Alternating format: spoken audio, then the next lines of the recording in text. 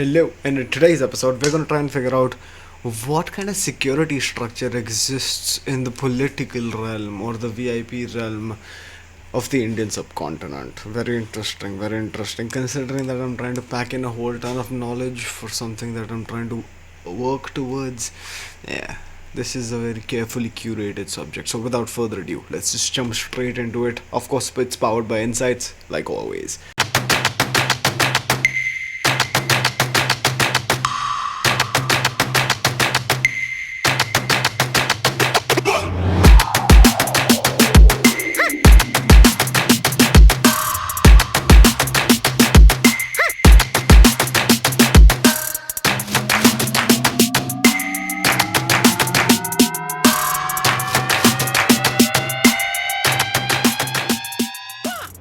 The VIP security blanket of India, and here is what we need to know about the different categories that exist.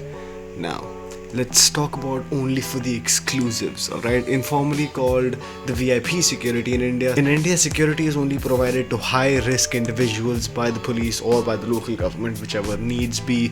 Also, these typically include cabinet ministers, chief ministers, high court judges, or supreme court judges, or like really famous politicians, or really high level senior bureaucrats.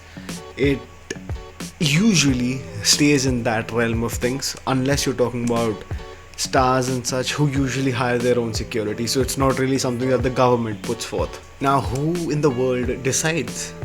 Now, this is really straightforward if you go to see. The VIP security is decided by the Union Home Ministry along with the Intelligence Bureau of India. Alright, there is also the research and analysis wing, something that we all know what it means if you talk about its short form, which is raw.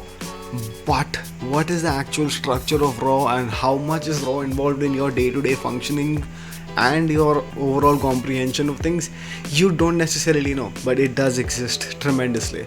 Also, depending on the level of threat, security is provided in a Z plus, Z, Y plus, Y and X categories. Make of that what you will. Now, the Special Protection Group, also known as the SPG, it's got some very interesting form factors involved. Alright, the total number of personnel classified, the total number of commandos classified, the total number of PSOs classified. But what we do know is that it only has a budget of around 492 crores to provide, well, security. What does the SPG cover, you might ask? Only the Prime Minister of India, their immediate family members and other individuals on the basis of the centre's assessment. So usually you could say only the cream of the crop, the proverbial highest rankers in the world, if you will. 492 crores only for security. So now the Z plus category, alright, it's got 55 personnel that we know. It's got 10 NSG commandos, that's what we know. NSG is the infamous Black Cats.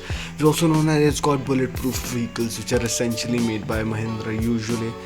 Also, it's got a budget of around 15 to 16 lakhs per month, individually paid by the individual or the government that they are protecting. Initially, what we understand is the fact that around 40 people fall under this level of security, including Amit Shah, of course. Also, the Yogi Adityanath, the infamous UP CM. So the structure of the Z plus security is pretty well bound together, and you're talking about 16 lakhs a month. Alright. The Z category, what's different? Well, 22 personnel, 4 to 5 commandos, a bulletproof vehicle. The budget, nobody knows. Is it definitely lesser than the Z plus? Yeah, that's a given, but that's all that we seem to know about this category. They don't really specify who gets it. Of course, not the highest cream of the crop, but if you're sanctioned by the center to receive security, you might just get this if you're actually in trouble. Then the Y plus security comes into play. We've got 11 personnel, we've got 4 on rotations or 2 commandos, 2 to 3 PSOs, which makes sense. But who does this security cover? Man, it covers several known figures that fall under this category of the Y plus security, if you will, including Kangna Ranaut, of course, who became the first Bollywood celebrity to be given Y plus security cover after her open turmoil with the Maharashtrian government. messy business. Yet Y plus security meant that there was actual threat assessment there. Now we go to the Y category, right? 8 total personnel, 1 or 2 commandos, 2 police officers. We've got a budget of 10 lakh a month, so it's pretty hefty on the budget side still if you're looking at only spending on security, right? Now who does this security factor cover? Several known figures have been given the Y security, including the Serum Institute of India's CEO Adar Poonawalla, who usually stays in Pune when he's in town, or in the country rather, and is usually in London if he's not. So when he's in the country, then he gets the Y category security. When he's abroad, not necessarily. When he's abroad, he's got his own security. That's just how it works. Now the X category, the final category of security, such tremendous pressure. What do we understand? 2 people, no commandos, just police officers. Budget not really specified. This is the lowest level of security that is granted by the government. Alright, many people in the country have been given X security. It could be high-level businessmen or allies of the state, or people who have become, people who have turned against criminal organizations, who were once a part of criminal organizations. Maybe people who are in the witness protection program. Things like that come into play. So the X category is usually reserved for basically people who need to be kept safe but aren't really in the immediate vicinity of being targeted by a copious threat.